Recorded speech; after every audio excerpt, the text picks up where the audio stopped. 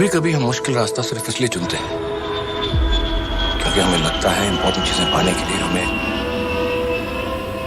मुश्किल रास्ता अपनाना चाहिए।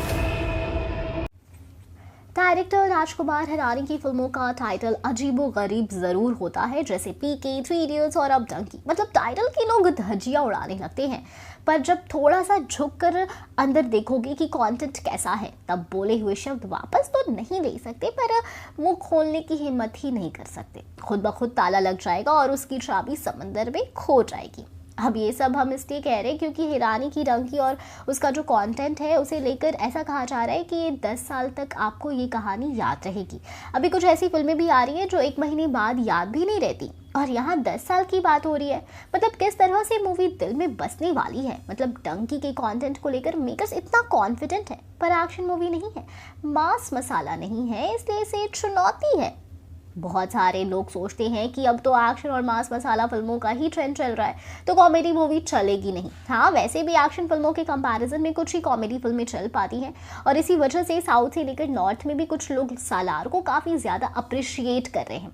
पर डंकी जो कि एक कॉमेडी और देशभक्ति टच देने वाली मूवी है, जो हमें इंडिया कनाडा के बीच की स्टोरी दिखाने वाली है, तो सोचिए यहाँ सिर्फ इंडिया तक बात लिमिटेड नहीं रहती, ये तो इंडिया के बाहर भी जा चुकी है और वहाँ के लोग मूवी से देखने के लिए और भी एक्साइटेड हैं। यानी इंटरनेशनल मार्केट में मूवी रिलीज करने का फैसला बिल्कुल एक्यूरेट है। वहाँ से तो डंकी का आराम से फायदा हो सकता है, और क्या पता 1000 करोड़ की कमाई करे। वैसे जवान और पठान ने भी ओवरसीज में इतना कमाया नहीं होगा।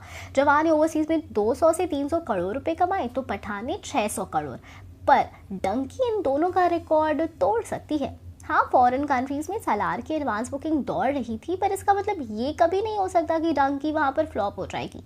वैसे शाहरुख वर्सेस प्रभास पर हम दिल से यही कहना चाहेंगे कि हम जितने शाहरुख के फैन हैं उतने प्रभास के भी, पर यहाँ सिर्फ डंकी वर्सेस सालार की वजह से कुछ पॉइंट्स पर बात कर रहे हैं। अब शाहरुख के स्टारडम को चैलेंज करना ये गलत ही है। शाहरुख ने 30 से 35 साल का अपना करियर बनाया, और ऐसा नहीं है कि हर बार उन्होंने एक्शन ही किया, बल्कि पॉजिटिव रोल्स किए, उन्होंने नेगेटिव रोल्स भी किए, ग्रे शेड्स, रोमांटिक रोल्स भी किए, और अब एक्शन करके कंप्लीट पैकेज बन गए। और जवान के जरिए वो साउथ फैन से फिर से कनेक्ट होने की कोशिश कर रहे थे। अब प्रभास के करियर स्पैन को कंपेयर नहीं कर सकते, क्योंकि वो 35 साल का तो है ही नहीं।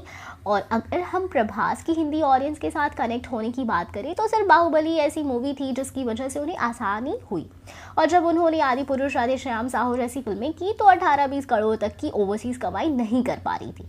इसका मतलब सिर्फ प्रभास के स्टारडम की वजह से जो लोग सोच रहे थे कि फिल्में चलेंगी, वो नहीं चली, क्योंकि उसका कॉन्टेंट ही अच्छा नहीं था।